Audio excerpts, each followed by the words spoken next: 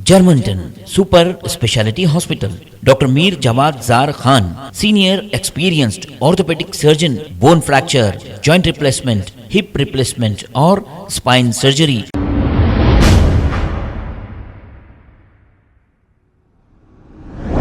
अस्सलाम वालेकुम नाजरीन, 7H न्यूज सच को रखे आपके आगे। ख्वाजा बिलाल ने यह कहा है कि राजा सिंह को सियासी तौर पर जिंदा रखा जाएगा, इसलिए कि मुसलमानों को अगर डराना है तो राजा सिंह को जिंदा रखना बहुत जरूरी है। और आपने देखा राजा सिंह को किसने जिंदा रखा, और राजा सिंह को हराना कोई बड़ी बात नहीं थी। इसलिए नहीं थी कि वहां पर तकरीबन 70,000 मुसलमान रहते हैं गोशा महल कॉन्स्टिट्यूंसी में, लेकिन यहां से मुस्लिम कैंडिडेट को नहीं ठहराया गया। ख्वाजा बिलाल ने और क्या कहा, आइए सुनते हैं तमाम तफसीलात ख्वाजा बिलाल की जुबानी। मैं ये बात दौरान इलेक्शन में भी कह रहा था कि राजा सिंह को सियासी तौर पर जिंदा रखा जाएगा, इसलिए जिंदा रखा जाएगा कि कल उसका चेहरा दिखा के मुसलमानों को डराया जाएगा। बनता हैदराबाद के अंदर सियासी हालात बहुत खराब है। जितने वोट एमआईएम को पड़े हैं उतने ही वोट एमआईएम के खिलाफ इस्तेमाल हुए हैं। वो हैदराबादी पार्लियामेंट्री सीट का उसको भारतीय जनता पार्टी का इंचार्ज बनाया गया। असदुद्दीन ओवैसी साहब को अगर किसी से डर है तो वो कांग्रेस पार्टी से डर है। उस सीटों पर जहां पर 7 हलके हैं हैदराबाद पार्लियामेंट्री सीट के अंदर, कांग्रेस कुछ काम नहीं करते हुए उसके बावजूद भी कांग्रेस पार्टी ने पुराने शहर के अंदर से 1 लाख से ज्यादा वोट हासिल किए। वोट अगर असदुद्दीन ओवैसी साहब के एमआईएम के खिलाफ अगर इस्तेमाल हुए हैं तो क्या वो किसी कैंडिडेट के खिलाफ इस्तेमाल हुए हैं?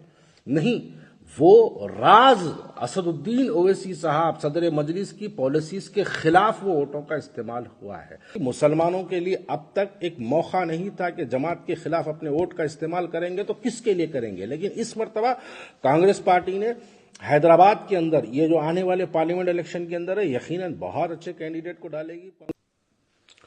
मोहतरम हजरात, मैं शुरू से ये बात कहते आ रहा हूं कि असदुद्दीन ओवैसी साहब मलून राजा सिंह को सियासी तौर पे क्यों जिंदा रखते हैं और इलेक्शन में उसके खिलाफ अपना कैंडिडेट नहीं डालते हैं और उसको जीतने का राह बनाते हैं, जीतने की वाबस्तगी उसको बनाते हैं। मैं ये बात दौरान इलेक्शन में भी कह रहा था कि राजा सिंह को सियासी तौर पे जिंदा रखा जाएगा, इसलिए जिंदा रखा जाएगा कि कल उसका चेहरा दिखा के मुसलमानों को डराया जाएगा, मुसलमानों को ये बताया जाएगा। अब देखिएगा आप, मैं आज ही जो है फेसबुक पे कहीं स्क्रोलिंग देख रहा था, ये मलून को हैदराबादी पार्लियामेंट्री सीट का उसको भारतीय जनता पार्टी का इंचार्ज बनाया गया। ये देखिए एक सोची समझी पॉलिटिक्स होती है। अगर राजा सिंह गोशा महल से हार गया होता तो उसको या हरवा दिए होते तो आज वो हैदराबाद पार्लियामेंट्री सीट का इंचार्ज नहीं बनता। हैदराबाद के अंदर सियासी हालात बहुत खराब है। हैदराबाद के अंदर मैं अगर वाज़े तौर पर इस्तेमाल करूं, जितने वोट एमआईएम को पड़े हैं उतने ही वोट एमआईएम के खिलाफ इस्तेमाल हुए हैं शहर हैदराबाद के अंदर। ये बात जिसको थोड़ी बहुत सियासी समझ है वो बात को समझ सकता है। जितने वोट एमआईएम को हैदराबाद में पड़े हैं उतने ही वोट एमआईएम के खिलाफ में भी इस्तेमाल हुए हैं। देखिए पुराने शहर में कांग्रेस पार्टी का क्या वजूद रहा, इस मर्तबा पुराने शहर में क्या रहा, कुछ वजूद ना रहा कांग्रेस पार्टी का। कांग्रेस पार्टी पुराने शहर के अंदर ना के बराबर काम करते रही। पुराने शहर की बात करो, नामपल्ली को छोड़ के मैं सिर्फ उन 7 सीटों की बात करूं जिसमें हैदराबाद आता है, नामपल्ली नहीं आता है, तो उस सीटों पर जहां पर 7 हलके हैं हैदराबाद पार्लियामेंट्री सीट के अंदर, कांग्रेस कुछ काम नहीं करते हुए उसके बावजूद भी कांग्रेस पार्टी ने पुराने शहर के अंदर से 1 लाख से ज्यादा वोट हासिल किए। आप बताइए, अब आने वाले पार्लियामेंट इलेक्शन के अंदर अब तो कांग्रेस पार्टी पावर में है। असल में असदुद्दीन ओवैसी साहब को बीजेपी से डर नहीं है। असदुद्दीन ओवैसी साहब को अगर किसी से डर है तो वो कांग्रेस पार्टी से डर है, और कांग्रेस पार्टी यकीनन इस मर्तबा पार्लियामेंट इलेक्शन के अंदर एक बहुत बड़ी ताकत का मुजाहरा करेगी। आप बताइए क्या याकुतपुरे में जो जमात के खिलाफ, मैं उसमें 1 लाख में याकुतपुरे को जो वोट मिले हैं अमजदुल्ला खान को, मैं उसकी ऐड नहीं कर रहा हूं, उसको तो छोड़ के बात कर रहा हूं मैं। आप बताइए, याकुतपुरे में अगर 45,000 वोट अगर असदुद्दीन ओवैसी साहब के MIM के खिलाफ अगर इस्तेमाल हुए हैं, तो क्या वो किसी कैंडिडेट के खिलाफ इस्तेमाल हुए हैं? नहीं, वो राज असदुद्दीन ओवैसी साहब सदर मजलिस की पॉलिसीज के खिलाफ वो वोटों का इस्तेमाल हुआ है। चंद्रायन गुट्टे के अंदर जितने वोट, चंद्रायन गुट्टे में भी बहुत से वोट जमात के खिलाफ इस्तेमाल हुए। कांग्रेस पार्टी ने वहां पर 14 या 17,000 वोट जो है कांग्रेस पार्टी ने हासिल किया, वो वोट जो इस्तेमाल हुए। अब अगर आप पूरे वोट्स को अगर MP इलेक्शंस में मिला लेंगे तो ये 1 लाख से ज्यादा वोट्स है। और आने वाली MP इलेक्शंस के अंदर कांग्रेस पार्टी अपना एक बहुत बड़ी ताकत का मुजाहरा करेगी। मुसलमानों के लिए अब तक एक मौका नहीं था कि जमात के खिलाफ अपने वोट का इस्तेमाल करेंगे तो किसके लिए करेंगे, लेकिन इस मर्तबा कांग्रेस पार्टी ने हैदराबाद के अंदर ये जो आने वाले पार्लियामेंट इलेक्शन के अंदर है, यकीनन बहुत अच्छे कैंडिडेट को डालेगी कांग्रेस पार्टी हैदराबाद के अंदर। तो उसके मुकाबिल में असदुद्दीन ओवैसी साहब को इस बात का अंदाजा, देखिए असदुद्दीन ओवैसी साहब को मैं बहुत बड़ा जो है उनको एक इंटेलेक्चुअल पॉलिटिशियन कहता हूं कि वो बहुत अच्छे कैलकुलेशंस करते हैं। उनको बहुत अच्छी तरीके से अंदाजा होता है कि कहां पे क्या हो सकता है, पॉलिटिकली क्या हो सकता है। मैं इस बात के लिए असदुद्दीन ओवैसी साहब को सराहता हूं, इस बात के लिए मैं असदुद्दीन ओवैसी साहब को मानता हूं कि उनको मालूम है कि आने वाले इलेक्शंस के अंदर क्या हालात बनेंगे। तो उसी को मद्देनजर रखते हुए असदुद्दीन ओवैसी साहब ने अपने 8वें MLA को, जमात के दरअसल जो 8वां MLA है, उस 8वें MLA को अपनी सियासी ताकत को जिंदा रखने के लिए, क्योंकि उसको जिताए भी थे उसी के मकसद के लिए। आप बताइए, अजहरुद्दीन के खिलाफ में, मैं इलेक्शंस के दौरान भी ये बात कह रहा था, अजहरुद्दीन के खिलाफ में जितने पैदल दौरे असदुद्दीन ओवैसी साहब करे, जितने जलसे अकबरुद्दीन ओवैसी साहब ने किया, जितने पब्लिक मीटिंग्स हुए, जितने लोगों से मुलाकातें हुए, अगर इतनी मुलाकातें गोशा महल में अगर करते तो क्या गोशा महल में कैंडिडेट को अच्छा ताकत का मुजाहरा करने का मौका नहीं मिलता? यकीनन मिलता, लेकिन उसके खिलाफ नहीं करते। देखिए, मैं जब भी कह रहा था, आज फिर ये बात को याद दिला रहा हूं, असदुद्दीन ओवैसी साहब को राजा सिंह को हराना जरूरी नहीं था, असदुद्दीन ओवैसी साहब को अजहरुद्दीन को हराना जरूरी था। असदुद्दीन ओवैसी साहब को राजा सिंह को हराना जरूरी नहीं था, लेकिन असदुद्दीन ओवैसी साहब को फिरोज खान को हराना जरूरी था। आप बताइए, फिरोज खान के लिए कितनी मेहनत हुई। सुबह दोपहर, सुबह में पैदल दौरे, दोपहर में पैदल दौरे, रातों में बारिश में भी जलसे, ये हालात के जो है जलसे हुए हैं। तो अब यकीनन आने वाले पार्लियामेंट इलेक्शन के अंदर असदुद्दीन ओवैसी साहब ये मलून का चेहरा दिखा के मुसलमानों को जो है डराने का काम अब शुरू करेंगे। अब बताएंगे, देखो मुसलमानों, अब लोगों के अंदर जो है गश्त बातें शुरू होगी।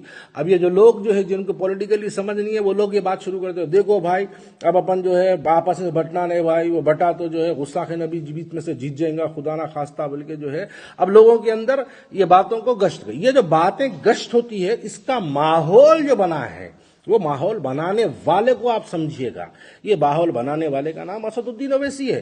गोशा महल से उसको हराना आप नहीं हराए, अब उसको सियासी तौर पे उसको जो है लाके हैदराबाद का जो है इंचार्ज बना के जो है मुसलमानों को डराने का काम असदुद्दीन ओवैसी, मुबारकबाद है उसके लिए आपको कि आप उसको जिताए थे इस वास्ते कि तू जीत के आ, कल बुरे वक्त में तू मेरा साथ दे, और अब दे रहा और ईमानदारी से पूरा साथ दे रहा। अब देखिए, आते आते अब फिरका पराना बयानात शुरू हो जाएंगे उसके।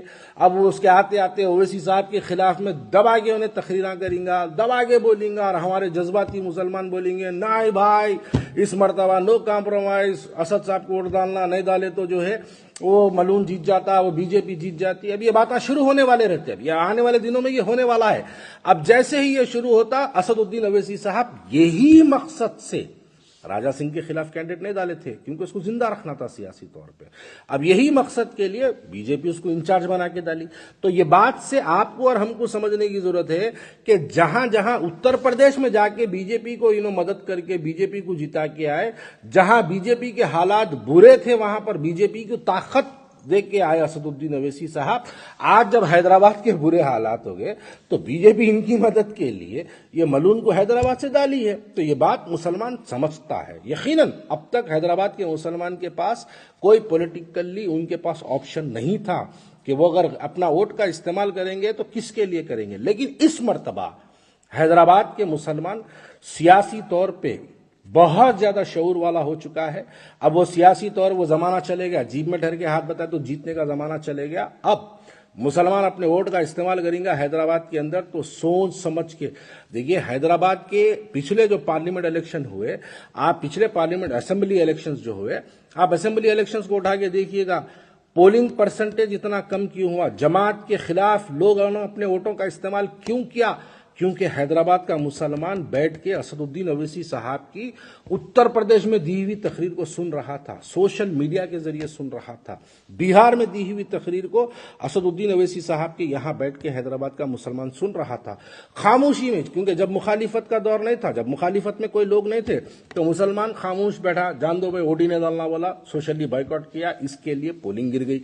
लेकिन जहां पर मुखालिफत थी वहां पर अपने वोटों का जमात के खिलाफ भरपूर इस्तेमाल किया गया। वो जो इस्तेमाल हुआ वहां पे मुसलमानों के जो है समझ में आया कि आज हमारे पास, जमात को भी ये बात समझ में आ गई कि आज हमारे पास एक ऑप्शन है, अपोजिशन में एक ऑप्शन है, ये लोग निकले।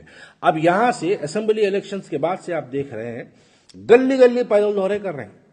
अगर याखुतपुरे वाले ये नतायज नहीं देते, नामपल्ली वाले अगर ये नतायज नहीं देते, तो असदुद्दीन अवैसी साहब आज किसी न किसी स्टेट में किसी इलेक्शंस के अंदर पार्टिसिपेट किए होते, वहां पर जाके जिला परिषद पे तो भी पार्टिसिपेट किए होते, किसी भी तरीके से बहरहाल। लेकिन हैदराबाद का मुसलमान इनको हैदराबाद में रोक रखने के लिए, दूसरे स्टेट्स में जाके भारतीय जनता पार्टी को सपोर्ट नहीं करने के लिए ये नतायज दी है। और उसी के बदले में जमात का 8वां एमएलए राजा सिंह, देखिए लोग समझिए बात को, जमात का 8वां एमएलए, मैं उसको इलेक्शन के दौर से बोल रहा हूं, इन्हें जमात के दरअसल मजलिस AIMIM के दरअसल हैदराबाद में 7 एमएलए नहीं है मेरे भाई।